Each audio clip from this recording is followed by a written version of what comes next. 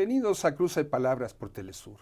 Soy Luis Hernández Navarro y para conversar sobre el anarquismo mexicano de las últimas 3 décadas en un nuevo libro que acaba de aparecer, Izquierdas Radicales, estamos con sus autores, el doctor Carlos Yades, historiador, catedrático de la Universidad Autónoma Metropolitana, y el doctor Rafael Mondragón, filólogo, investigador de la Universidad Nacional Autónoma de México. 2 generaciones, 2 universidades, un interés común. Comencemos por el principio. El archipiélago del mundo anarquista en México es complicadísimo porque tiene zonas muy oscuras, ¿no? El lado oscuro de la luna es más grande que el iluminado, hay muy pocas fuentes, muy pocas investigaciones, las islas del archipiélago se están moviendo. ¿Cómo es que ustedes deciden aproximarse para dibujarnos esa cartografía?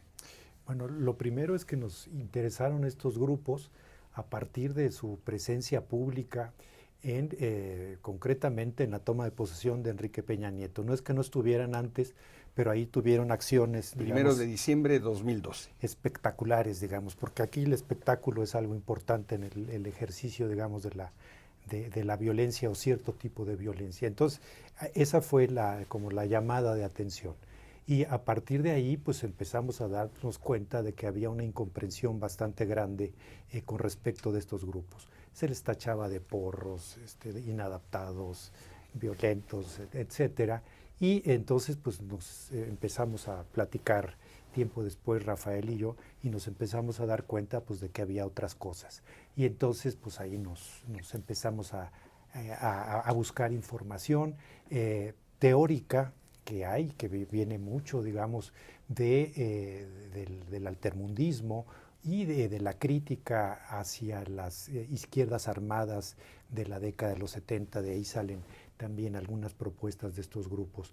Entonces, eso es, empezamos a indagar y, por supuesto, pues entrar a las redes y a sus documentos. Y ahí, como bien señalas en tu presentación, pues desde que no hay muchos, a veces no hay certeza de que pues si son de ellos, no son de ellos, aparecen, desaparecen en las redes, pero bueno, así comenzamos a hacer una especie de cartografía y resultado de eso es este libro. El libro son realmente 2 libros estructurados, hay una consistente referencia histórica, que no es solamente mexicana, ¿no?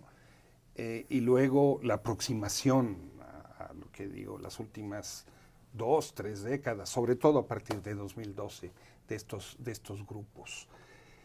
Diera la impresión de que el viejo anarquismo es una ideología, una visión del mundo que nace del mundo del trabajo.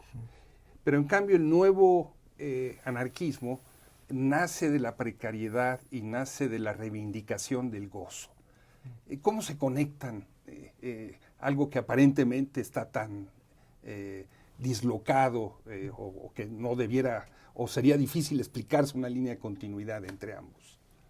Pues yo creo que algo fundamental en este resurgimiento del anarquismo o en esta construcción de un nuevo anarquismo es la manera en que aparece también la juventud como sujeto político organizado.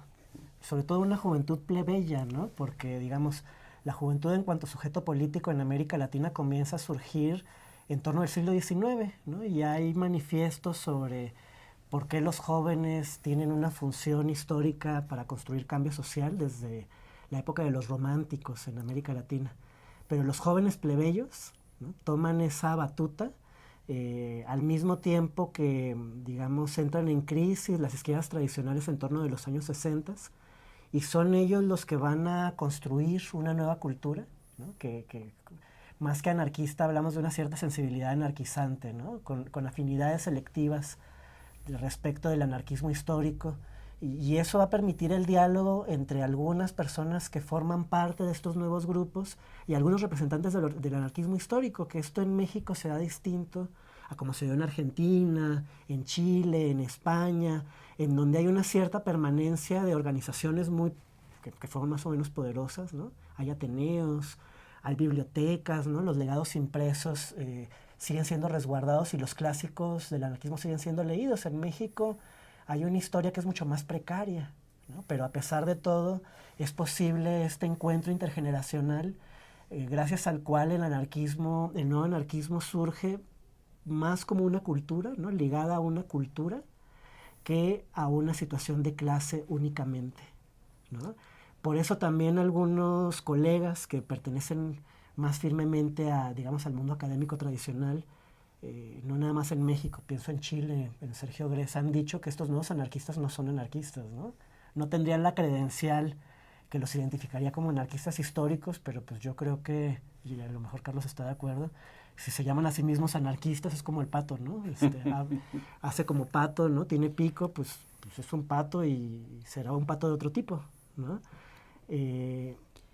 Y claro, esto se vincula a un tema que nos pareció especialmente importante en el libro, al mismo tiempo que decae la idea tradicional de revolución en torno, digamos, y eso muy claramente con la caída del muro de Berlín, el derrumbe de la Unión Soviética, cobra relevancia un planteamiento que estos grupos habían ido elaborando muy fuertemente en los años 60, pero en realidad desde las décadas anteriores, que tendría que ver con la centralidad de la vida cotidiana, ¿no?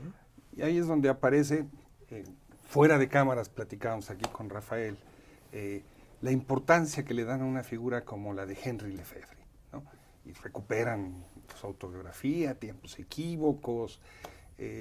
Es curioso, entre otras razones, porque la presencia de Lefebvre en México es más marginal, es un interlocutor de revueltas, ¿no? Alrededor del asunto de la dialéctica, algunos grupos que quieren ser medio situacionistas toman cosas de él, pero ustedes lo reivindican abiertamente como un puente. Sí, quiero volver un poco. Adelante. Es que lo que dice Rafael para los jóvenes anarquistas es lo que ha pasado pues con todas las izquierdas, ¿no? Es decir, ya esta asociación que antes era más fácil, al menos teóricamente, entre la conciencia y la clase, pues se ha dislocado en todos lados. O sea, la clase obrera pues vota por la derecha o la ultraderecha, ya no es naturalmente socialista y así podemos ver todos, ¿no? Entonces ya ahí el anarquismo es parte de esta realidad en la cual no existe esta conexión automática, si es que alguna vez le existió, ¿no?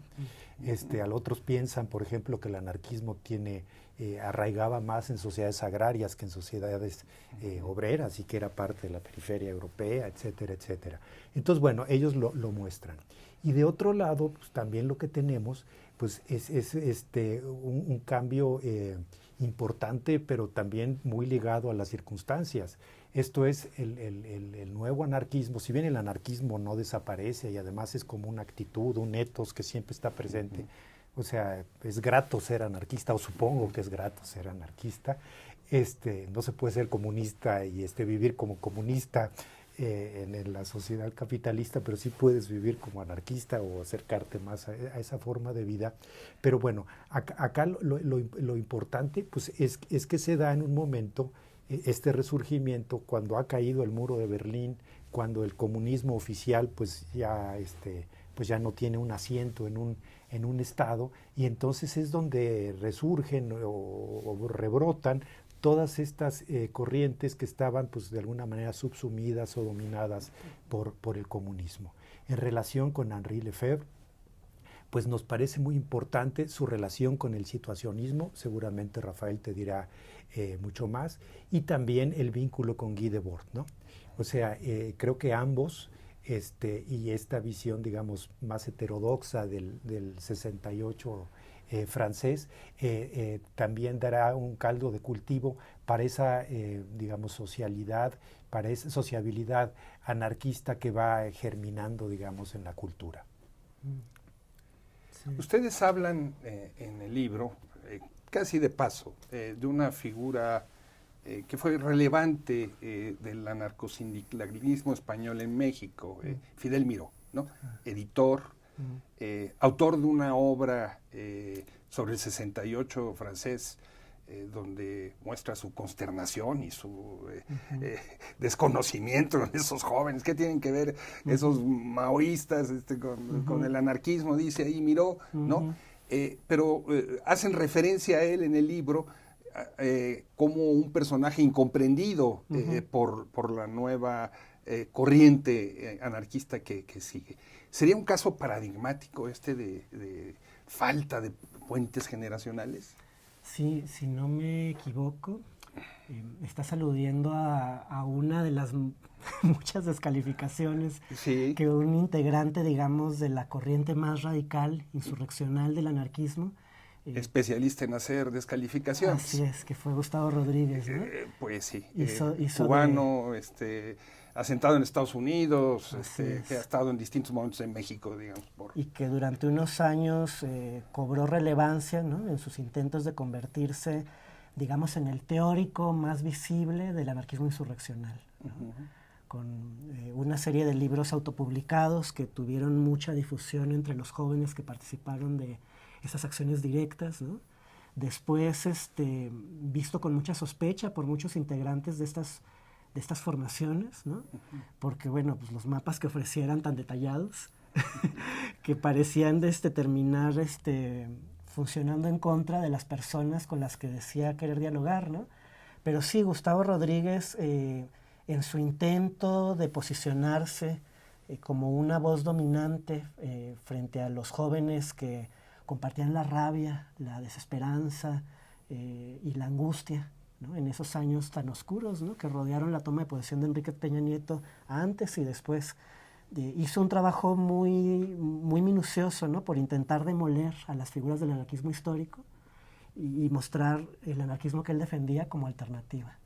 Lo hizo con Miró, pero no nada más con Miró, lo hizo con Ricardo Mestre, lo hizo con las personas que en algún momento participaron de la experiencia de Buenaventura Durruti, ¿no?, y que estaban en México. Los acusaba, digamos, en una defensa de un cierto anarquismo posmoderno, al que le dedicamos muchas páginas en el libro. Los acusaba de ser utopistas autoritarios, ¿no? Porque en su visión de una sociedad ideal lo que estaban haciendo era imponer un conjunto de valores, de ideales que coartaban el libre ejercicio de la libertad, ¿no? ¿Les parece si vamos a una pequeña pausa? La guillotina del tiempo es implacable. Muy bien. Amigos, amigas, no se vayan, volvemos en muy breves instantes.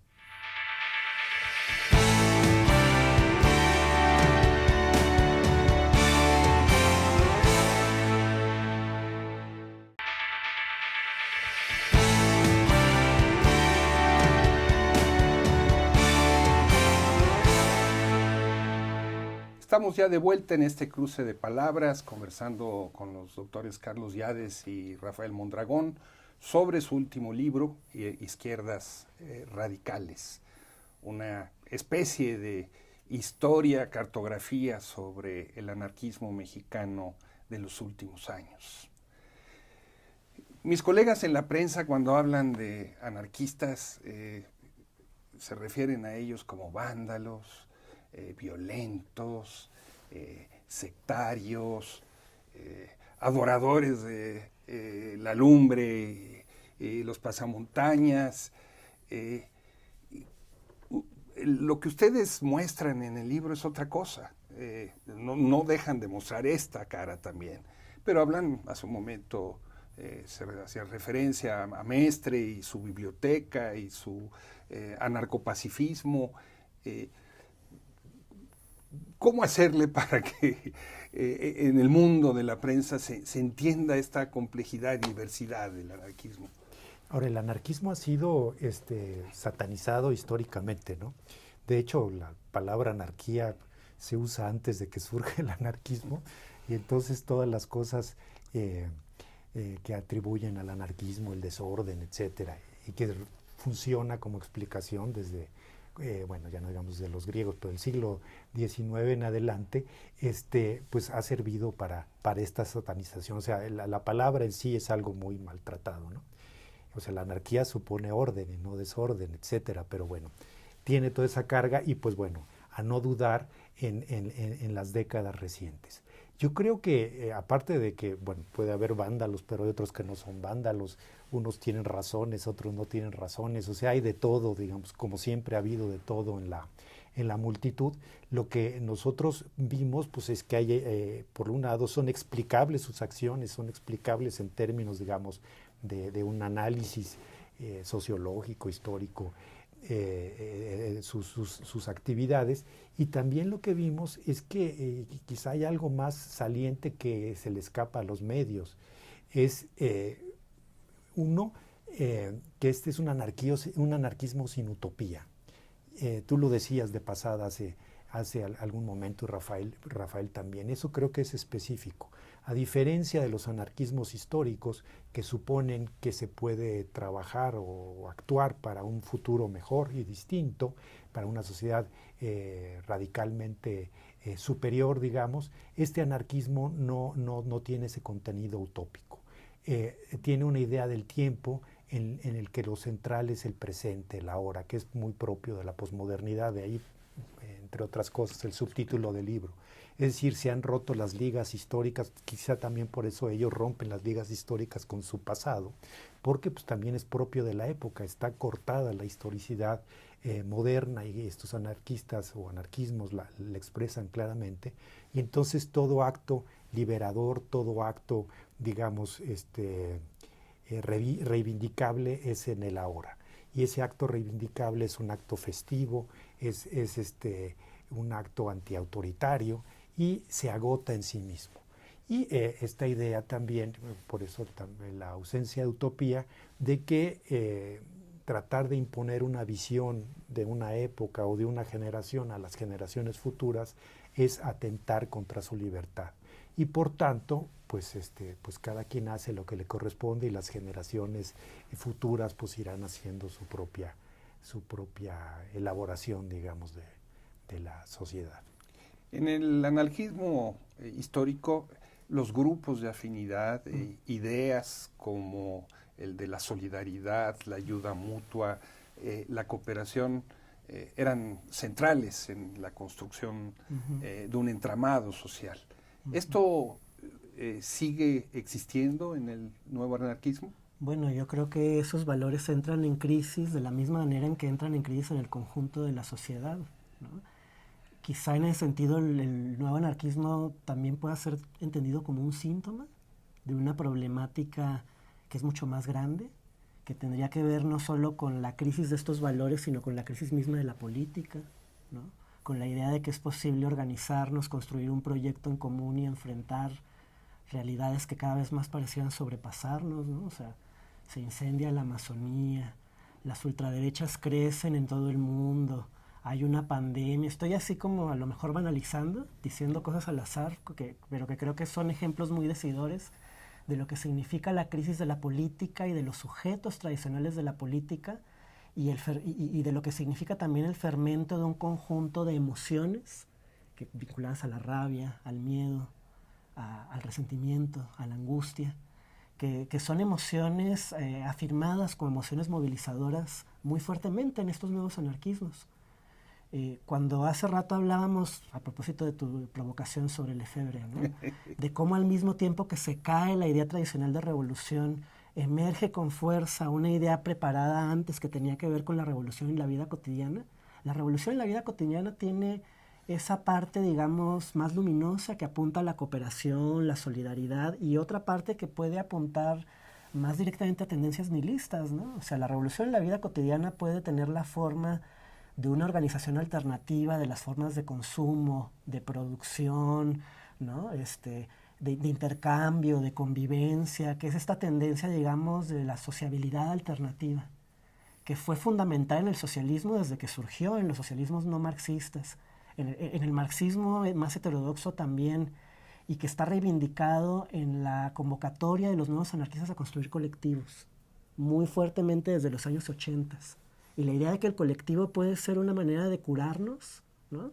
Frente a la tristeza que ha provocado la vida en los barrios marginales de las grandes periferias urbanas, ¿no? Una manera de salir del encierro, de la lógica de las pandillas, que comenzaron siendo grupos de autodefensa juveniles y terminaron volviéndose cárceles, ¿no?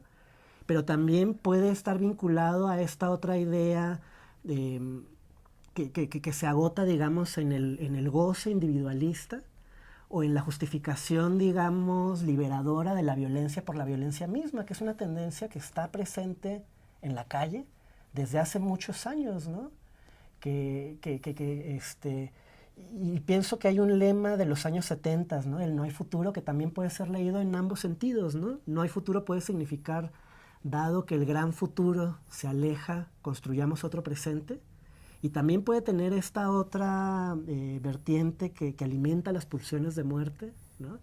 Que termina justificando, digamos, la violencia callejera por la violencia misma, y que a veces puede terminar siendo más una manera como de sentirnos contentos con lo poquito que podemos hacer, ¿no? Aunque se presente discursivamente como otra cosa, ¿no? Claro, y si bien en Fourier, por ejemplo, está asociado el juego, ¿no? Lo que decías hace rato, digamos, la apelación de las izquierdas históricas, hablo de las izquierdas socialistas, ha sido a la conciencia, sobre todo con el leninismo, ¿no? Que es pues el modelo que se impone en el siglo XX. Y aquí la apelación es a la ira, ¿no? Entonces también es una diferencia muy notable con las otras izquierdas, ¿no? E incluso dentro del mismo anarquismo, porque Rafael te habla mucho, pero del anarquismo colectivista, que es el que glosabas hace rato.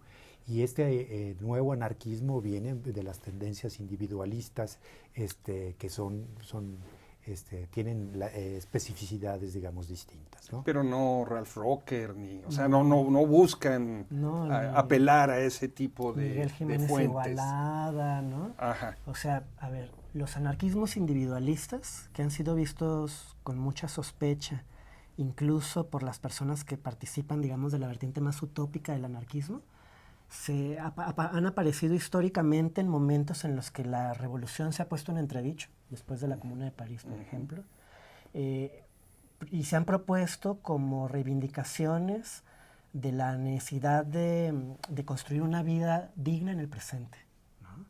Y en eso también hay un corte histórico entre los individualismos, digamos, antiguos, ¿no? Como el de Rocker, el de Emma Goldman, el de Miguel Jiménez Igualada, el español que estuvo en México, que también tiene un libro precioso sobre el 68, en donde trata de dialogar con los jóvenes a los que tampoco entienden muy bien, ¿no? Y esta otra forma de individualismo que tiene una tendencia nihilista que hay que señalar, digamos, sin escandalizarse, sin moralizar, pero también yo creo que con la voluntad de discutir sus presupuestos, ¿no? Esto está vinculado a cosas que hemos estado rozando de pasada en la conversación, pero que tendrían que ver con la discusión que se ha dado en México y en otros lugares sobre los medios y fines, sobre la táctica y la estrategia, sobre la justificación o no de la violencia, sobre si la violencia en sí misma puede producir, es un acto liberador, sobre el daño, ¿no? Sobre la violencia entendida como daño, no nada más hacia los símbolos del poder y la autoridad o hacia las fuerzas represivas, sino hacia la gente común y corriente, ¿no? Que son, digamos, todos estos elementos vinculados a esta vertiente más nihilista, ¿no? Del individualismo, que está creciendo en el anarquismo como está creciendo, insisto, en otros segmentos de la sociedad, ¿no? Ustedes hablan de la huelga de 1999 en la UNAM, en México, en contra del alza de las cuotas, una huelga que resultó histórica y que terminó con la entrada de la Policía Federal al campus y la detención de varios de ellos, como un momento de incubación de este tipo de anarquismo. ¿Por qué sería así? Mira, ya había en los 80, por ejemplo, un vínculo, o se está fraguando un vínculo entre el anarquismo y el punk, y esta cultura plebeya de la que hablaba Rafael hace rato. Luego hay otro momento en que también hay algunas ligas, que es cuando aparece el zapatismo. Después hay una serie de actos ligados con el zapatismo y con otro tipo de protestas previos a la huelga del 99. Y en la huelga del 99, pues es ya cuando se manifiesta, digamos, una influencia en determinados núcleos de los huelguistas, y concretamente el grupo que se acaba concentrando en el auditorio Che Guevara y que, bueno, lo sigue monopolizando pues ya desde hace veintitantos años. Entonces, la huelga como que les da una presencia ya en un acto pues, de importancia nacional, masivo, etcétera, una intervención en pues, un espacio universitario y además están pues, relativamente blindados, ¿no? Entonces creo que por eso es muy importante la huelga. Y lo que se mencionaba hace rato de Gustavo Rodríguez, él tiene un papel muy importante después en un congreso anarquista que se da en el auditorio Che Guevara, ¿no? Se habla de que tiene que abandonar el país, que regrese, etcétera, y ahí hay pues ya presencia de anarquistas italianos, españoles, europeos, griegos, etcétera. Ustedes hacen también una referencia a la relación entre anarquismo y altermundismo, ¿no? Este movimiento que arranca en el 99 en Seattle, en contra de los organismos multilaterales, que se expresa de muy distintas maneras en protestas en Génova, en Praga, etcétera, etcétera, y que en México tiene una presencia limitada y momentos estelares, digamos, de intervención política en Guadalajara, donde son víctimas de una represión tremenda, ¿no? Y en Cancún en 2 ocasiones, ¿no? En las 2 alrededor de la OMC, la primera en el 2001 y creo que la segunda fue 2003, cuando el coreano se autoinmola clavándose un cuchillo. Y se da una convergencia entre Vía Campesina, las organizaciones y el movimiento anarquista.